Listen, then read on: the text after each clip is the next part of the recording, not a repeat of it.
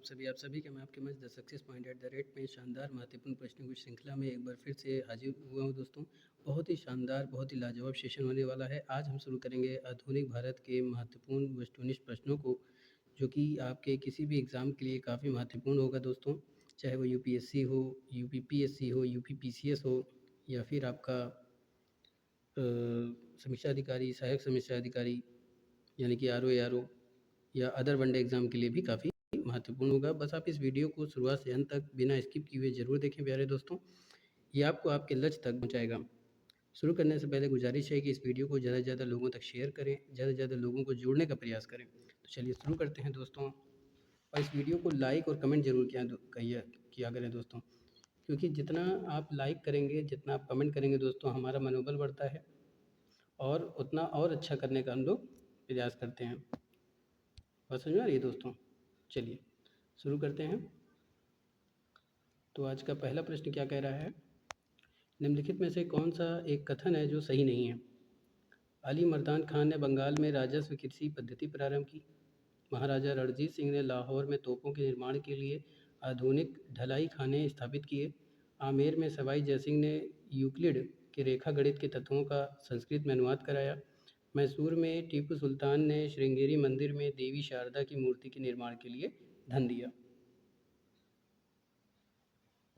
दोस्तों ये question IAS में 2003 में आ चुका है, तो फटाफट से इसका आंसर दीजिए। तो निम्न कथनों में से जो एक कथन सत्य नहीं है वो कौन सा है? तो दोस्तों महाराजा रणजीत सिंह ने लाहौर में तोपों के निर्माण के लिए आधुनिक ढलाई खाने स्थापित किए, ये कथन बिल्कुल सही है। आमेर में सवाई जयसिंह ने न्यूक्लिड के रेखा गणित के तत्वों का संस्कृत में अनुवाद कराया, ये भी सही है। अगला कथन क्या कह रहा है कि मैसूर में टीपू सुल्तान ने श्रृंगेरी मंदिर में देवी शारदा की मूर्ति के निर्माण के लिए धन दिया, ये कथन सही है।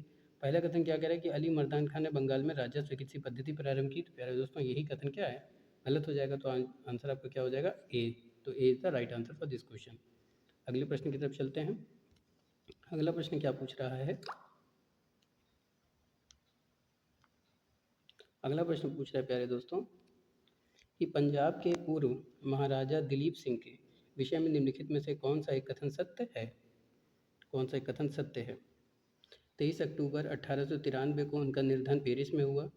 नासिक में उनकी अंत्येष्टि हुई। उन्होंने कभी भी सिख धर्म नहीं छोड़ा था।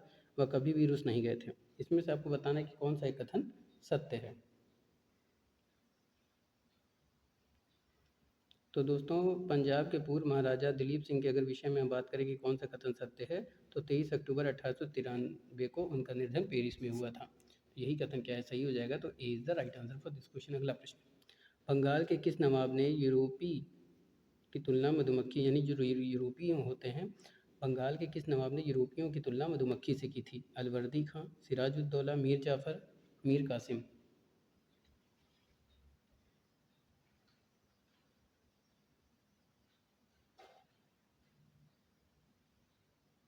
बताइए, बंगाल के किस नवाब ने यूरोपियों की तुलना मधुमक्खी से की है?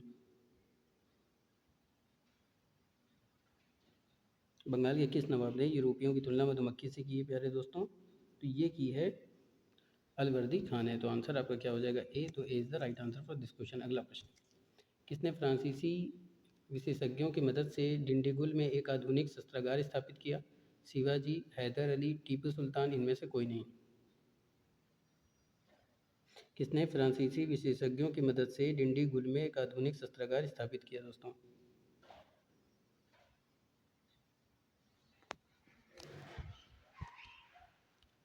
तो फटाफट से आंसर दीजिए।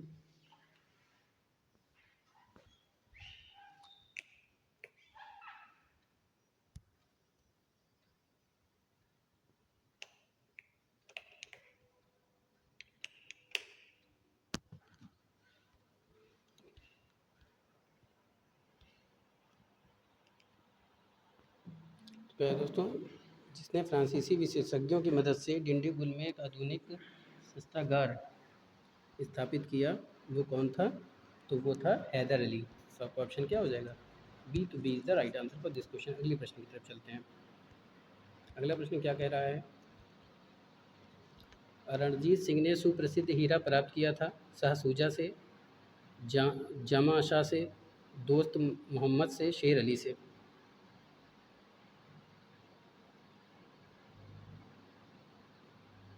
तो दोस्तों रणजीत सिंह ने सुप्रसिद्ध हीरा प्राप्त किया था, किससे प्राप्त किया था? तो ये प्राप्त किया था शाहसूजा से। तो ऑप्शन आपका क्या हो जाएगा? ए। तो A is the right answer for this question. अगला प्रश्न, निम्नलिखित में से कौन एक मुगल सम्राट द्वारा नियुक्त बंगाल का अंतिम गवर्नर था? सरफराज खान, मुर्शीद कुली खान, अलवर्दी खान, सुजाउद्दीन मोहम्मद खान।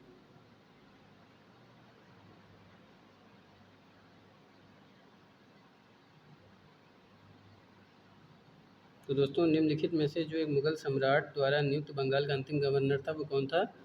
वो था मुर्शीद कुली खान। तो आपका ऑप्शन क्या हो जाएगा? B. B is the right answer for this question. अगला प्रश्न, किस सिख गुरु ने फारसी में जफरनामा लिखा था? गुरु हर राय, गुरु हरकिशन, गुरु गोविंद सिंह, गुरु तेग बहादुर।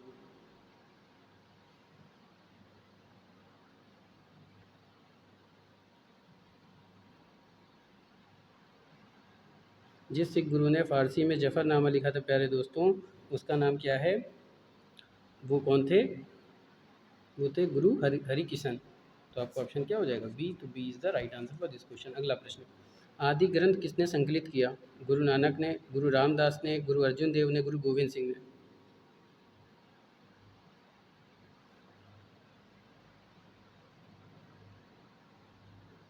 माफ़ कीजिएगा दोस्तों, किस सिख गुरु ने फारसी में, माफ़ कीजिएगा मैं किसी और क्वेश्चन को पढ़ लिया था मन में। तो किस सिख गुरु ने फारसी में जफरनामा लिखा था? गुरु हर राय ने, गुरु हरकिशन ने, गुरु गोविंद सिंह ने, या फिर गुरु तेग बहादुर ने। तो प्यारे दोस्तों जिस सिख गुरु ने फारसी में जफरनामा लिखा था वो कौन थे? Guru Gobind Singh. C is the right answer for this question. अगला प्रश्न, आदि ग्रंथ किसने संकलित किया? गुरु नानक ने, गुरु रामदास ने, गुरु अर्जुन देव ने, गुरु गोविंद सिंह ने। तो आदि ग्रंथ जिसने संकलित किया वो कौन थे? गुरु अर्जुन देव। तो आपका ऑप्शन क्या हो जाएगा? सी सही है। तो C is the right answer for this question. अगला प्रश्न, निम्नलिखित किस भारतीय शासकों में कौन था जिसने विदेश में आधुनिक पद्धति से दूतावास स्थापित किया? हैदर अली, मीर कासिम, शाह आलम द्वितीय, टीपू सुल्तान।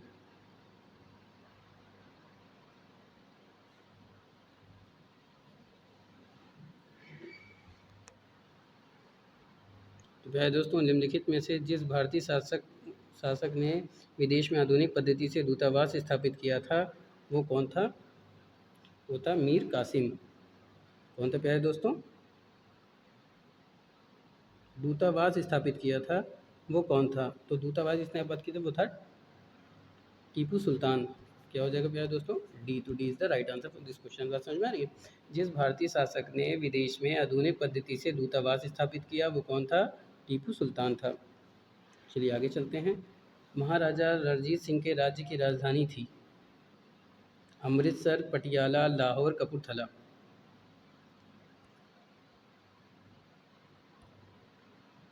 महाराजा रणजीत सिंह के राज्य की राजधानी क्या थी? तो महाराजा रणजीत सिंह के राज्य की राजधानी थी लाहौर। तो आपका ऑप्शन क्या हो जाएगा प्यारे दोस्तों? सी। तो C is the right answer for this question. दोस्तों अगर अभी तक आपने मेरे चैनल को सब्सक्राइब नहीं किया है तो सब्सक्राइब करें, बेल आइकन ऑन कर दें ताकि नोटिफिकेशन मिलती रहे। चलिए आगे प्रश्न देखते हैं। आगे का प्रश्न क्या पूछ रहा है कि हैदराबाद राज्य के विषय में कथनों पर विचार करें। हैदराबाद की स्वतंत्रता राज्य का संस्थापक निजामुल मुल्क था। निजामुल मुल्क तुरानी गुट का था। उसने सैयद बंधुओं के पतन में महत्वपूर्ण भूमिका निभाई। ये कथन बिल्कुल सही है। अगला कथन क्या है कि निजामुल मुल्क ने केंद्रीय सरकार से अपनी स्वतंत्रता की खुलेआम घोषणा कभी नहीं की मगर व्यवहार में स्वतंत्र शासक के रूप में कार्य किया। तो ये कथन भी सही है। अगला कथन क्या कह रहा है कि 1724 ईस्वी में सकूड़ खेड़ा के युद्ध में निजामुल मुल्क ने मुग़ल सूबेदार मुबारिज खां को पराजित किया। इसके बाद मुग़ल बादशाह ने निजामुल मुल्क को दक्कन का वायसराय नियुक्त कर दिया और उसे आसफ शाह की उपाधि प्रदान की। तो ये तीनों कथन क्या है दोस्तों? सही है। तो उपर्युक्त में से कौन सा कथन सही हो जाएगा? डी सही हो जाएगा। तो D is the right answer for this question. अगला प्रश्न, अवध राज्य के विषय में कौन सा कथन सही नहीं है? अवध के स्वतंत्र राज्य का संस्थापक शहादत खां को माना जाता है। उसको 1722 ईस्वी में अवध का सूबेदार बनाया गया था। कालांतर में उसने स्वतंत्र राज्य करना प्रारंभ किया। ये कथन सही है। अगला कथन क्या है कि शहादत खान ने भी 1723 ईस्वी में नया राजस्व बंदोबस्त लागू किया। कहा जाता है कि उचित भू राजस्व लगाकर तथा बड़े जमींदारों की जुल्म से बचाकर उसने किसानों की हालत को बेहतर बनाया। ये कथन सही है। अगला कथन क्या कह रहा है कि मुग़ल सम्राट मोहम्मद शाह से शहादत खान 7,000 का मनसब और बुरहान उल मुल्क की उपाधि प्राप्त की थी। ये भी कथन सही है।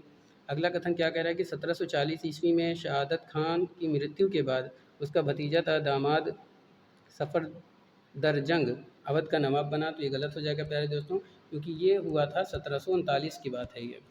ये डी वाला, ठीक है। तो ऑप्शन आपका क्या हो जाएगा? डी। तो D is the right answer for this question. अगला प्रश्न, निम्नलिखित कथनों पर विचार कीजिए। बहादुर शाह प्रथम एक योग्य एवं विद्वान व्यक्ति था। वह समझौते तथा मेल मिलाप की नीति का अनुसरण करके शाही दरबार के अधिकांश गुटों का सहयोग प्राप्त करने में सफल रहा। बहादुर शाह ने सिखों के 10वें गुरु गुरु गोविंद सिंह के साथ मेल मिलाप के संबंध स्थापित किए एवं संतुष्ट करने के लिए गुरु के सम्मान में उच्च मनसब प्रदान किया। तो पहला और दूसरा कथन तो सही है प्यारे दोस्तों। अगला कथन क्या कह रहा है कि गुरु गोविंद सिंह की मृत्यु के बाद एक सिख नेता बंदा बहादुर के नेतृत्व में पंजाब में सिखों ने क्या किया कि बगावत कर दी। इससे तंग आकर बहादुर शाह ने सिखों के खिलाफ बड़ी कार्यवाही करने का फैसला किया। तो तीनों ही कथन क्या है? सही है दोस्तों। और तीनों कथन किस ऑप्शन पे दिया हुआ है? ए पे दिया हुआ है। तो A is the right answer for this question. अगला प्रश्न, मियाँ तानसेन के संदर्भ में निम्नलिखित में से कौन सा कथन सही नहीं है? सम्राट अकबर उन्हें दी गई उपाधि तानसेन थी। तानसेन ने हिंदू देवी देवताओं से संबंधित ध्रुपद की रचना की। बात समझ में आ रही है दोस्तों? तानसेन की बात हो रही है। ध्रुपद की रचना की। तानसेन ने अपने संरक्षकों से संबंधित गानों की रचना की। तानसेन ने अनेक रागों की मौलिक रचना की। इसमें से कौन सा कथन सही नहीं है? आपको ये बताना है दोस्तों। तो मियाँ तानसेन के संदर्भ में निम्नलिखित में से जो एक कथन सही नहीं वो क्या हो जाएगा? सम्राट अकबर द्वारा उन्हें दी गई उपाधि तानसेन थी। तो A is the right answer for this question. Comment में बताइएगा कि तानसेन को अकबर ने कौन सी उपाधि दी थी। अगला प्रश्न की तरफ चलते हैं। अगला प्रश्न क्या पूछ रहा है कि जागीरदार और जमींदार के बीच में क्या अंतर होता है? बात समझ में आ रही है दोस्तों? जागीरदार और जमींदार के बीच में क्या अंतर होता है? जागीरदारों के पास न्यायिक तथा पुलिस दायित्व के एवज में भूमि आवंटन का अधिकार होता था, जबकि जमींदारों के पास राजस्व अधिकार होते थे तथा उन पर राजस्व उगाही को छोड़कर अन्य कोई दायित्व पूरा करने की बाध्यता नहीं होती थी।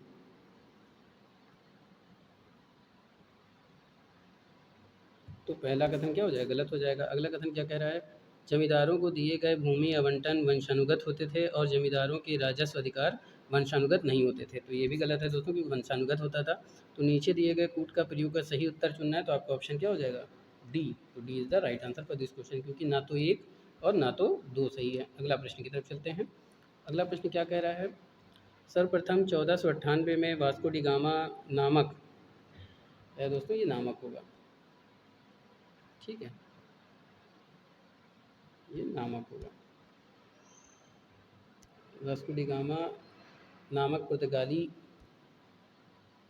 नाविक उत्तर माशा अंतरीप का चक्कर काटते हुए गुजराती व्यापारी अब्दुल मजीद की सहायता से भारत के कालीकट बंदरगाह पर पहुंचा, जहां कालीकट के हिंदू शासक ने उसका स्वागत किया, जिसका नाम क्या था दोस्तों? जमूरी। अगला कथन क्या कह रहा है?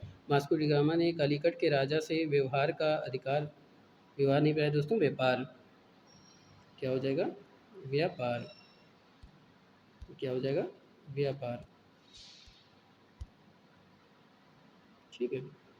व्यापार का अधिकार प्राप्त किया, जिसका अरबी व्यापारियों ने विरोध किया। विरोध का कारण आर्थिक हित था। ये कथन भी सही है। अगला कथन क्या है कि अंततः वास्को डी गामा मसाले को लेकर वापस स्वदेश लौट आया, जो पूरी यात्रा की कीमत के 60 गुने दामों पर बिका। बिल्कुल सही है। उपर्युक्त में से कौन सा कथन सही हो जाएगा दोस्तों? तो ये सही हो जाएगा आपका सी वाला। C is the right answer for this question. अगला प्रश्न, किस मुगल सम्राट के काल में इंग्लिश ईस्ट इंडिया कंपनी ने भारत में सर्वप्रथम कारखाना स्थापित किया?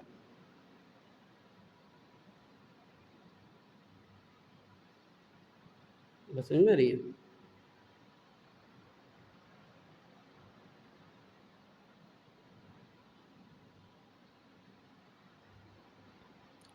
किस मुगल सम्राट के काल में इंग्लिश इंडिया कंपनी ने भारत में सर्वप्रथम कारखाना स्थापित किया प्यारे दोस्तों? तो ये जहांगीर के समय में। तो B is the right answer for this question. अगला प्रश्न, गवर्नर के कार्यकाल में ईस्ट इंडिया कंपनी को शाह आलम द्वितीय द्वारा बंगाल, बिहार तथा उड़ीसा में दीवानी का अधिकार दिए गए। किस गवर्नर के कार्यकाल में? Lord Clive, Lord Wellesley, Lord Cornwallis, William betting.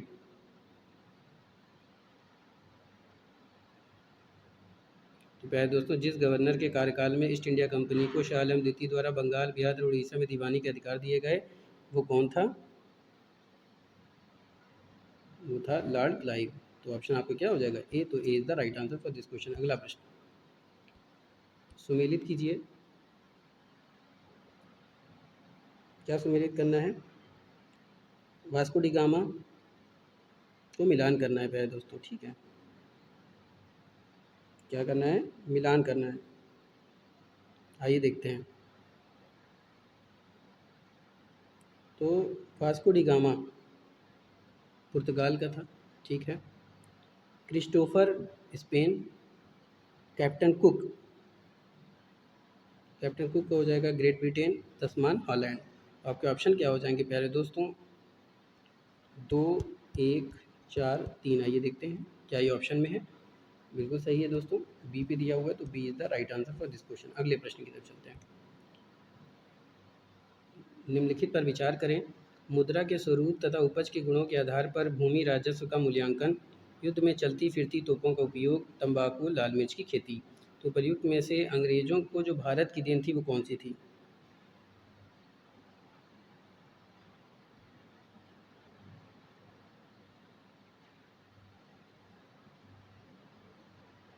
अंग्रेजों को जो भारत की देन थी वो कौन सी थी, आपको ये बताना है दोस्तों।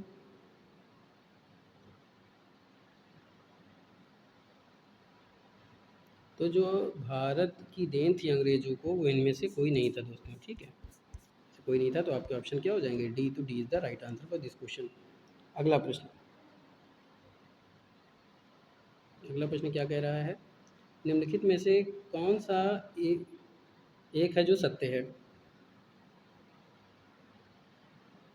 आधुनिक कोच्चि भारत की स्वतंत्रता तक डच उपनिवेश था। डचों ने पुर्तगाली को पराजित किया और आधुनिक कोच्चि में उन्होंने फोर्ट विलियम का निर्माण किया। आधुनिक कोच्चि पहले डच उपनिवेश था जिस पर बाद में पुर्तगालियों का अधिकार हो गया। डी क्या है? आधुनिक कोच्चि कभी भी ब्रिटिश उपनिवेशों का भाग नहीं था। इसमें से कौन सा एक सत्य है? तो प्यारे दोस्तों, डचों ने पुर्तगालियों को पराजित किया और आधुनिक कोच्चि में उन्होंने फोर्ट विलियम का निर्माण करवाया। ये कथन सही हो जाएगा, तो B is the right answer for this question. अगले प्रश्न की तरफ चलते हैं। पांडिचेरी के संदर्भ में निम्नलिखित कथनों पर विचार कीजिए। पांडिचेरी पर कब्जा करने वाली पहले यूरोपीय शक्ति पुर्तगाल थे। पांडिचेरी पर कब्जा करने वाली दूसरी यूरोपीय शक्ति फ्रांसीसी थे। अंग्रेजों ने कभी पांडिचेरी पर कब्जा नहीं किया। तो दोस्तों, पांडिचेरी पर कब्जा करने वाली दूसरी यूरोपीय शक्ति फ्रांसीसी नहीं थी, ये गलत हो जाएगा। अंग्रेजों ने कभी पांडिचेरी पर कब्जा नहीं किया, ये भी गलत हो जाएगा दोस्तों, क्योंकि पांडिचेरी पर कब्जा करने वाले दूसरे यूरोपीय कौन थे? डच। माफ़ कीजिएगा।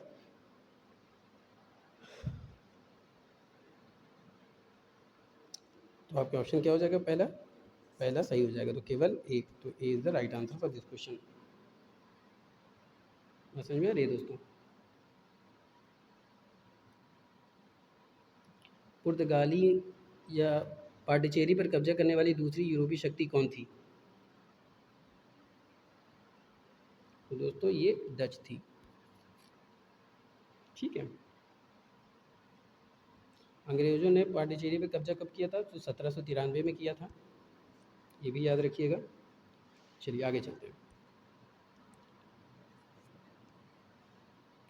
भारत में यूरोपीय शक्तियों के प्रवेश में निम्न में से कौन सा कथन सत्य नहीं है? पुर्तगालियों ने 1499 में गोवा पर कब्जा किया। अंग्रेजों ने दक्षिण भारत में अपना पहला कारखाना मसूलीपट्टम में लगाया। पूर्वी भारत में अंग्रेजी कंपनी ने 1633 में उड़ीसा में पहला कारखाना लगाया। डुप्ले के नेतृत्व में फ्रांसीसियों ने 1746 में मद्रास में कब्जा किया था। कौन सा सत्य नहीं है, आपको ये बताना है। तो दोस्तों, इसमें पहला आपका क्या हो जाएगा? गलत हो जाएगा। तो A is the right answer for this question. पुर्तगालियों ने गोवा पर कब्जा कब किया था? पुर्तगालियों ने गोवा पर कब्जा कब किया था? तो ये किया था प्यारे दोस्तों 1510 में। कब किया था? 1510 में किया था। आगे के प्रश्न की तरफ चलते हैं। चलिए आगे प्रश्न क्या कह रहा है कि निम्न यूरोपीय शक्तियों ने भारतीय व्यापार में समय समय पर प्रवेश किया। अंग्रेज, डच, फ्रांसीसी, पुर्तगाली, उनको तिथि क्रम में व्यवस्थित करना है। तो सबसे पहले कौन आए थे? पुर्तगाली, उसके बाद आए थे डच, डच के बाद अंग्रेज, अंग्रेज के बाद फ्रांसीसी। तो ये आपके ऑप्शन क्या हो जाएंगे प्यारे दोस्तों? बी हो जाएगा 4, 2, 1, 3। B is the right answer for this question. अगले प्रश्न की तरफ चलते हैं। निम्नलिखित में से किन स्थानों पर दोस्तों, ये डच बच्चों नहीं, डच होगा।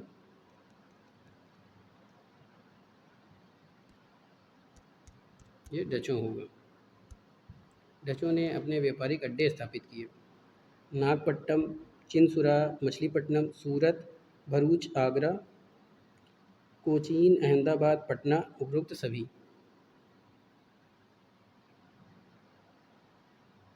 तो डचों ने अपना व्यापारिक अड्डे जहाँ स्थापित किया था दोस्तों, वो सभी में था। नागपट्टनम में भी था, चिनसुरा में भी था, मछलीपट्टनम या मसूलीपट्टनम, सूरत, भरूच, आगरा, कोचीन, अहमदाबाद, पटना, इन सब में उन्होंने क्या किया था? अपने अड्डे स्थापित किए थे। तो हिसाब से क्या हो जाएगा? डी। तो D is the right answer for this question. प्यारे दोस्तों, ये था आज का शानदार महत्वपूर्ण प्रश्नों की श्रृंखला। उम्मीद करता हूँ कि आपको पसंद आया होगा। फटाफट से लाइक करें, ज़्यादा से ज़्यादा शेयर करें, ज़्यादा से ज़्यादा लोगों को जोड़ने का प्रयास करें। तो मंजिलों से चलकर बेहतर मंजिलें तलाश कर, मिल जाए दरिया तो समंदर तलाश कर, यूँ तो टूट जाते हैं पत्थर की चोट से शीशे, शीशे ही टूट जाए ऐसा, यूँ तो टूट जाते हैं पत्थर की चोट से शीशे, पत्थर ही टूट जैसे शीशा तलाश कर। तो प्यारे दोस्तों, अपनी मेहनत में को इतनी लगन के साथ करिए प्यारे दोस्तों कि आपका लक्ष्य आपको जल्दी हासिल हो जाए। ज़्यादा से ज़्यादा प्रश्नों को लगाएंगे तो आप अपने लक्ष्यों के करीब पहुँचेंगे। वीडियो, जितनी भी वीडियो मैं अपलोड करता हूँ यूट्यूब पे प्यारे दोस्तों, अगर आप उसको देखते हैं तो आप यकीन मानिए आप अपने लक्ष्य के बहुत करीब पहुँच जाएंगे। फिर मिलेंगे इसी जुनून के साथ नए प्रश्नों में। तब तक के लिए जय Hind, wish you all the best.